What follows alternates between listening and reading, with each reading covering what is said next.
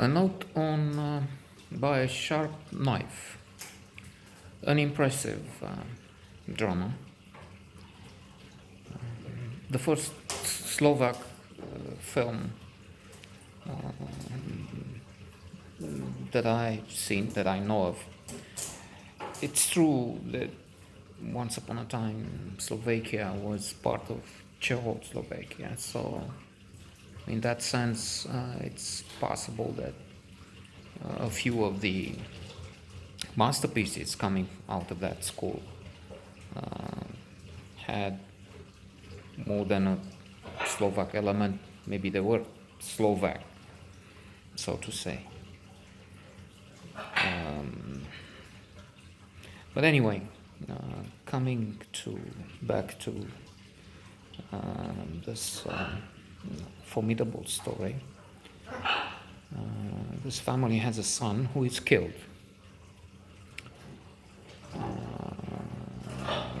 with a knife in what would be called today hate crime, I guess. The killers are part of a group of neo-Nazis, and it seems, or it is sure later in the film, that this was some sort of an initiation process. The parallel comes to mind. It's been in the news over the last week in Australia, a country with good credentials. They had soldiers fighting in Afghanistan going through something similar. They killed innocent people to blood them or something like that. Those were rookies, new on the front line. And in this case, a camera has caught images from the murder. Police arrest the suspects, extremists.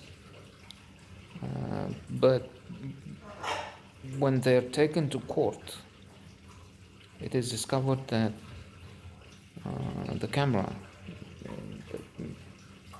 near a subway station, I think it was, didn't have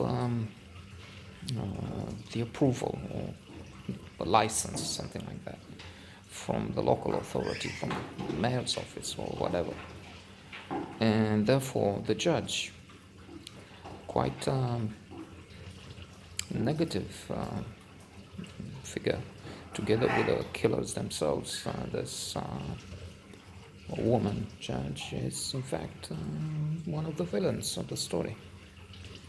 So she throws out of court the case because the evidence was not collected legally, which makes sense when the police is breaking in without a warrant, I don't know, is beating, torturing witnesses to obtain a confession which is suspect and worse, could be very well false, given to just to stop the trauma, the torture.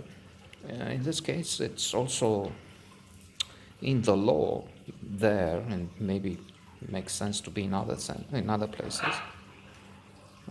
This proportionality. So the father is very upset and fights back, not in the sense, not in the physical, literal sense, but through peaceful means, so to say. It's going on camera, on television, saying something which has been left here. Look, termina. The judge had to decide between the importance of a murder and the importance of some people losing some of their privacy, and she considered that the killing of my son was less important than the privacy of these people, and that's more than striking. That's, as I said, I repeat, memorable. It's one of the things you're left, I'm left with from this film. That indeed we have situations where people complain about trivia. Oh, privacy is important, but then there will be situations when, if something terrible like this happens, fuck privacy. I mean, and put these men in jail. So one of them leaves the country. It looks like nothing will happen to have them punished. There's some problems in the law. There's some things that happen in some of these our countries, because here we are in the same trouble with quite a few more than deficient, wrong, misguided, even corrupt laws. I'm thinking of laws that give so much, from immunity to special status, money, salaries, privileges to people who, from the constitutional court to parliament, to all sorts of thugs, former communists, or descendants of people of. Anyway, let me not get down that path, because then I'll never return. So there and in other places, behind what I understand is now called a rainbow curtain, because one of the categories of, well, a few of the categories that have to suffer are LGBTQ people,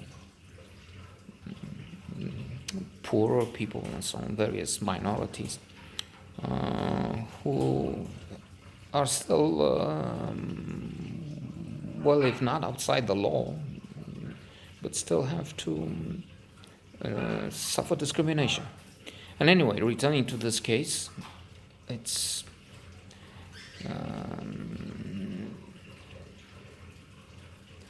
a compelling drama, and I will not say what happens at the end, but there's a very depressing atmosphere, and there's a sense that indeed in this case, and as I said in many others, there's a long way to go before justice will be done there, here, and in quite a few, not quite a few, many places in this world.